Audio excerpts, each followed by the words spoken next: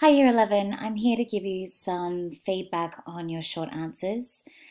I think the biggest way to, or the best way to start this is to just think about the comprehending section of your exam and the fact that it really is just reading comprehension. And, what is reading comprehension? It is basically trying to find the main idea of a text, how you knew, and what you think it might represent in the world. Um, Remember when we did the inside outside activity? What a text is happening on the inside versus what is happening on the outside.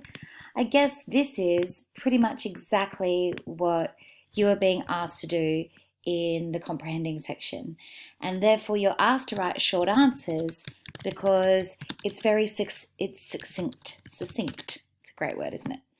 It's not meant to be this massive discussion. It really is just what's the main idea, how you knew, and what you might think it represent in the world. So a kind of like a bigger discussion or a bigger idea, um, but nothing too broad. I suppose then that leads me to think, well, then, what is my method? How do I go about doing that? And really, it's about unpacking or deconstructing a text. I thought about, the way that you really never know what a main idea of a text is. It can change for any sort of reader. So I like to think about these kind of steps. It's really just about what stands out to me, what I picture in my mind, what I like, what I'm drawn to, what I think is the kind of bigger picture. What could it be representing about the world? What is it saying to me? What is it speaking to me about? What issues might it be raising in the world? And at the end of the day, in your short answer or your comprehending section, you really are only going to get three types of texts, and they will either be imaginative texts, they might be interpretive texts, and they may be persuasive texts. But in saying that, we then have a whole bunch of things that come under these. These are like our umbrella terms. So you need to kind of understand what these are, and don't forget that you can go back to our LSVVPN chart, LSNVB chart, and down here I kind of explain what the way of categorizing the texts are. You're always going to be worried or about whether it's a literary genre, but it's not. In the short answer, we don't have time for literary genre. It's only the text type genre that you'll need to worry about. So then you need to be able to discuss these particular things here. And you need to think to yourself, all right, L is the language being used, S is structure. This is in everything. All texts have got these particular things. They all use language, they all use structure.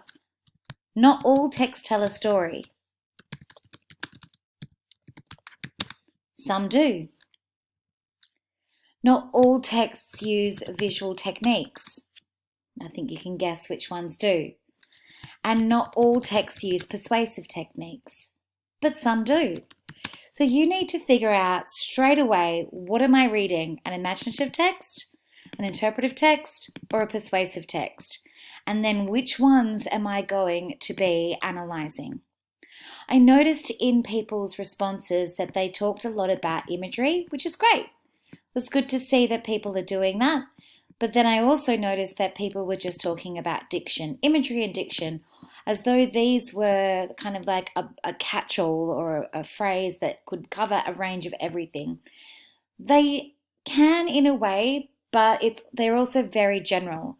So again, try and think of these as umbrella terms. You need to break down what imagery means. There are five senses for our imagery. We've got see, touch, taste, smell, hear. Find the actual terms. Okay, I'm not going to write them down here. There's too many. It'll take too long. You find them. There are actual terminology for this type of imagery. And also, imagery is figurative language. So, what is figurative language? What are your other devices? Similes, metaphors, personification, allusion, etc., etc. Use these terms. It's better than just saying imagery, imagery, imagery. Be specific. The same with diction. This is your word choice. Again, it's an umbrella term. What sort of words? Were they adjectives? Were they adverbs? Were they emotive? Were they colloquial? Whatever, I don't know, but be specific. This is where people are not adding enough detail to their short answers. Finally, what is it that you want to say about this text?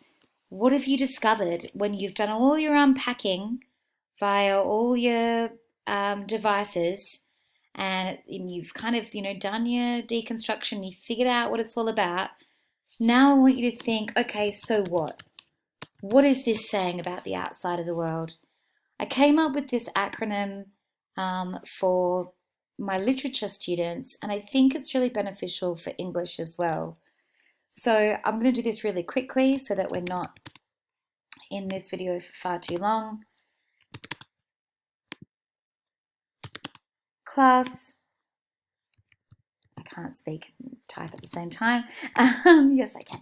Okay, so class, race, age, identity, and gender. And this is our Craig acronym. Most of the time, your text is going to fit in here somewhere.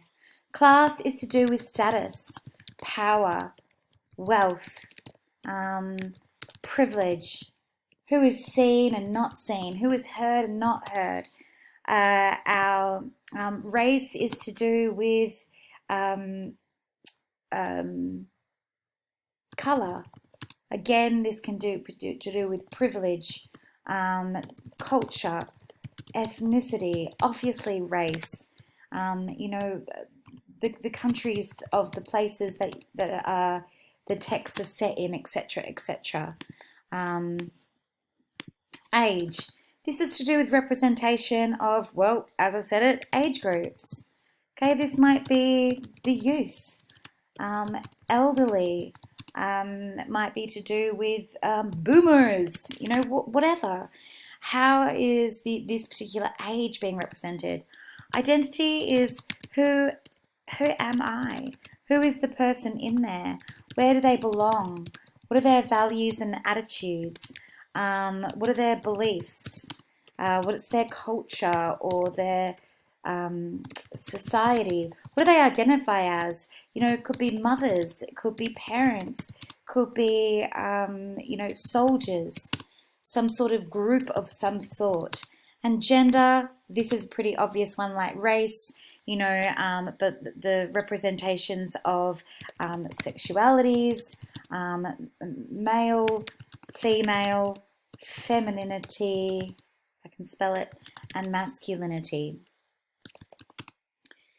So with that extract that we read on, that you had for your short text for the task the other day, which one of these do you think it fit into? The majority of you went with this, which I think is great. You figured out that this was the main idea, but what is it saying? Tell me. And then go back and analyze this stuff. How did you get here? This is all your T. This is your kind of T. This is your E.